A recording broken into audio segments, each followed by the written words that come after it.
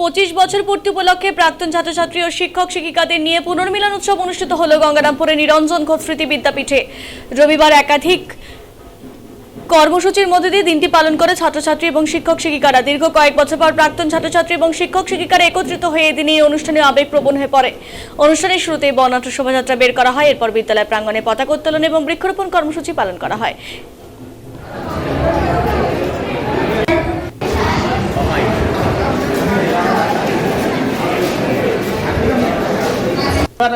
আমরা সাধারণত স্কুল থেকে বেরিয়ে যাওয়ার পরে কি হয়, আমাদের স্কুলের সাথে সম্পর্ক ধীরে ধীরে কমতে থাকে, সেই সাথে আমাদের পুরনো বন্ধুবান্ধবদের সঙ্গে সম্পর্ক কমতে থাকে।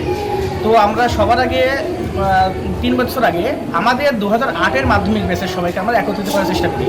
আমরা একটা পিকনিকের মাধ্যমে সবাইকে আহ্বান জানাই, সেখানে মোটামুটি আমরা আমাদের 30-40 জন বন্ধুকে একত্রিত করতে পারি। এরকম করে আমাদের 2-3 বছর ধরে প্রোগ্রামটা চলছে। সেই সাথে স্যারদেরকে প্রস্তাব দিই, স্যার স্কুলের সমস্ত প্রাক্তন স্টুডেন্টদের যদি একত্রিত করা যায় তাহলে আমাদের আরও মেলবন্ধনটা বাড়বে।